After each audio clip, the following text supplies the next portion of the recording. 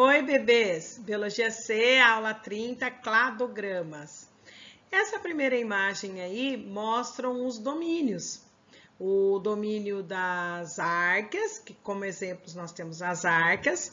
O domínio das bactérias, que como exemplo nós temos as bactérias e as cianobactérias. E tanto o domínio das arqueias como o domínio das bactérias são procariontes, ou seja, não tem a carioteca, não tem a membrana nuclear. O outro domínio é o domínio dos eucariontes, onde eu tenho o reino protista, o reino fungi, o reino das plantas e o reino dos animais.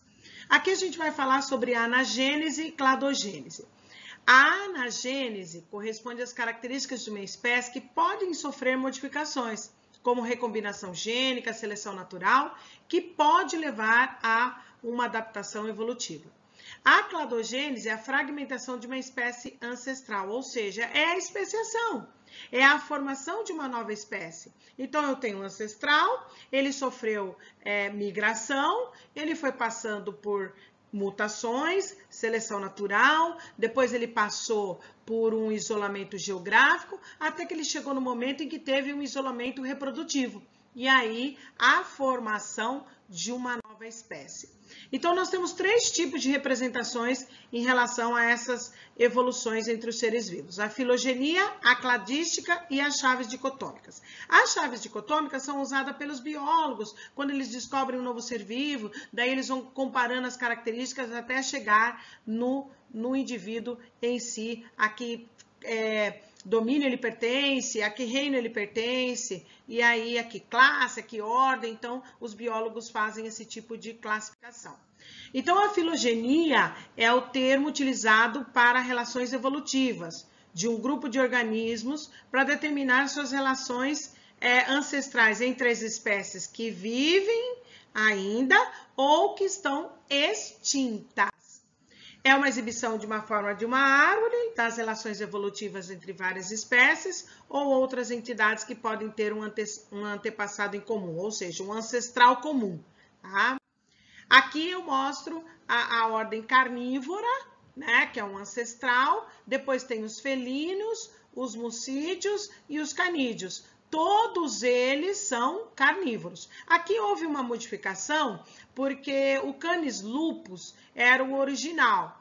E aí, o que eles fizeram? Eles foram colocando essas outras espécies. Hoje, todos os canídeos são Canis lupus. Tá? Cladística se assenta no princípio fundamental de que o organismo deve ser classificado de acordo com as suas relações evolutivas, de uma forma de descobrir essa relação dos caracteres que ele adquiriu primitivos e os caracteres que nós temos hoje já evoluídos. Então, nós tínhamos características lá atrás, que foi passando por uma série de modificações, até chegar na característica hoje derivada. Então, o clado ou ramo é um grupo de organismos originários de um ancestral comum. O nó representa o ponto de diversificação, o momento da formação de um novo grupo. Então, o aparecimento da carioteca, a transformação no sistema respiratório, então, o aparecimento da coluna vertebral. Então, aí eu já tenho uma formação de um novo grupo, aqueles que eram invertebrados, aqueles que são vertebrados. Então, aqui eu mostro para vocês, né, como que ele é a cladística. Então, novas espécies surgem pela divisão a partir de uma espécie ancestral que desaparece. Por exemplo, nós temos um ancestral comum que ele já não existe mais. Então, os caras, eles conseguiram identificar esse ancestral comum, eles perceberam que eles partiram por uma migração, partiram por uma modificação, um isolamento geográfico e, posteriormente, um isolamento reprodutivo. Aqui nós temos uma classificação que é o grupo monofilético, contém todos os descendentes de um ancestral comum e nenhum outro organismo. Então, por exemplo, os répteis e as aves. Então, eles têm essa ramificação monofilética.